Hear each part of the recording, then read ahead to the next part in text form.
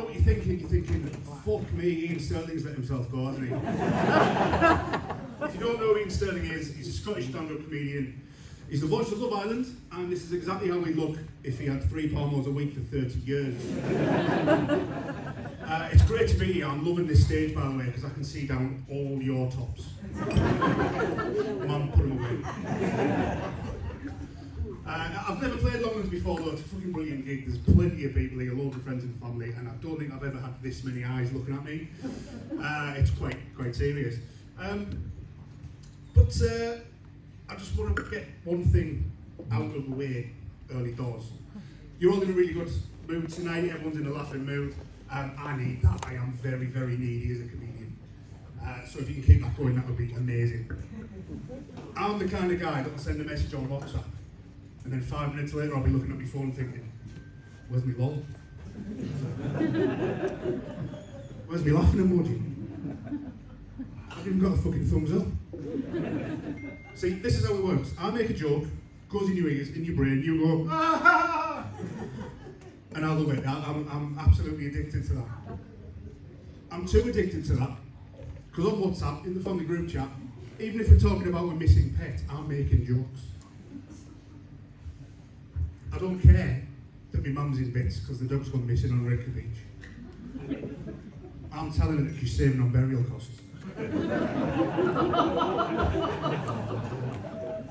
It's a win-win situation, isn't it?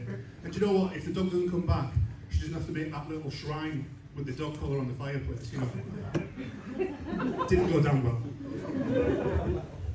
I have to admit though, if there's any animal lovers in the audience, that is a completely made up story. The dog was actually hit by a motorcycle. So in the end we did have a burial. Two, in fact.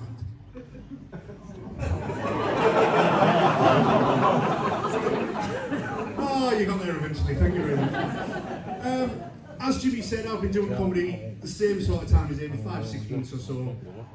One of the reasons that I wanted to get into comedy was my daughter. She's just a huge inspiration for me. See how weird it got in the room? She's not ill, right? This isn't Make-A-Wish, right? She's not in North Tees just begging for her dad to make a dick of himself one last time. No, she's a teenager. She does this thing most teenagers do, where she's off doing singing lessons and acting lessons and dancing lessons and all that bullshit. And it was about a year ago we went to see her, and she was on stage at the Ark in Stockton, and I remember thinking, she's just an angel up there doing a thing with a light behind her. And I thought to myself, I've got the bad on. oh, is it not bad?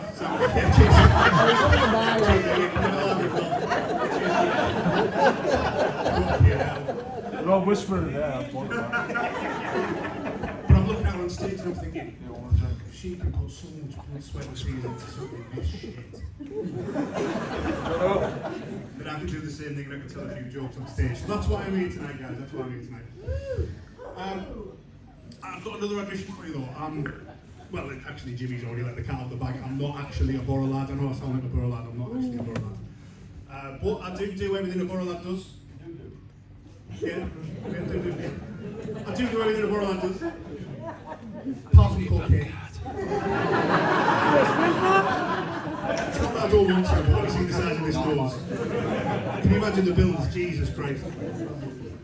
No, I do everything a borough lad does. I sing self-pleasing garages every time I hear Tina Turner. It's got to be done. You can't help it. It's reflex. I hate everyone from Leeds. Hey.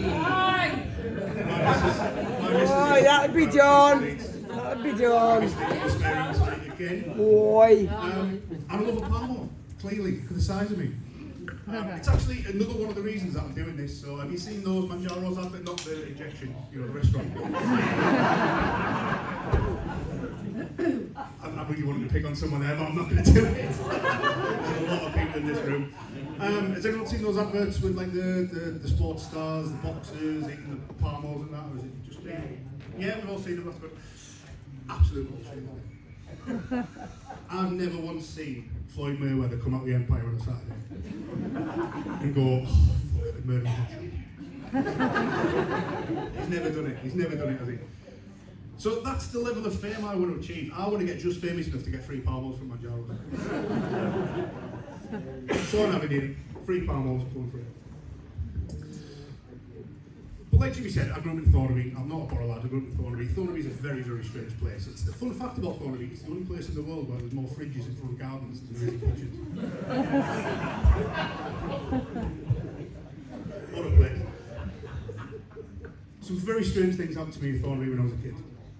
I remember I was about 14 or 15, it was coming up to Christmas, and this lad at school was upset. He was really, really upset one morning. I remember saying, "John, what's up with you?"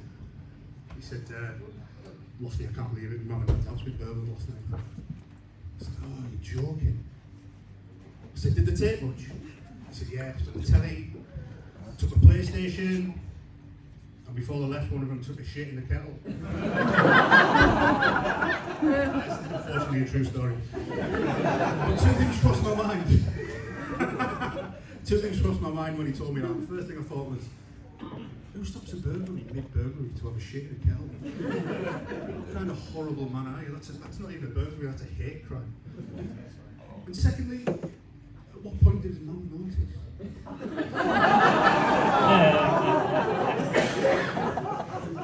I don't think I want to know the answer to that because I'll never drink hot chocolate again.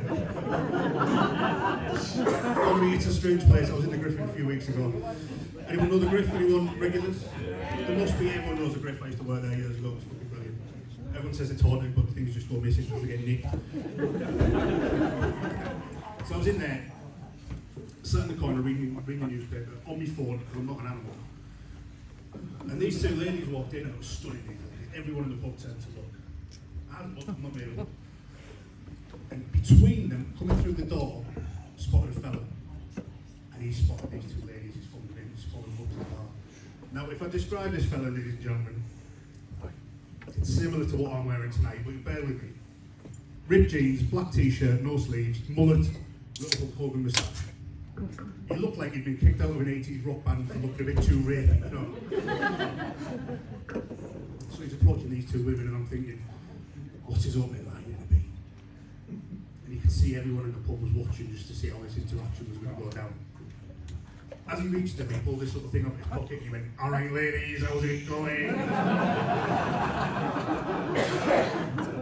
Ladies and gentlemen, the moods in that room switched 180 degrees. Those two women turned from, "Get the fuck away from me," to, "Oh my God, can I ever go with that?"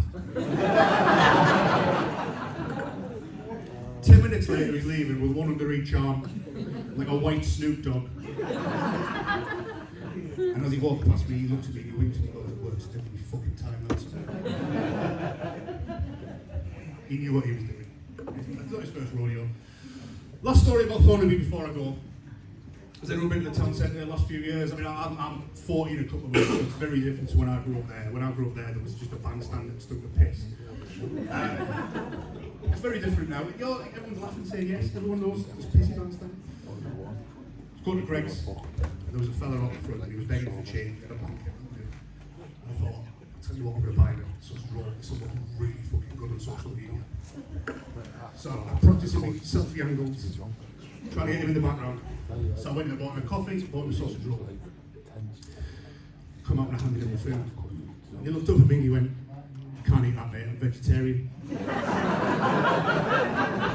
So that is your second fun fact about Thornaby. Thornaby is the only place in the world where beggars are choosers. Thanks for your good fucking amazing.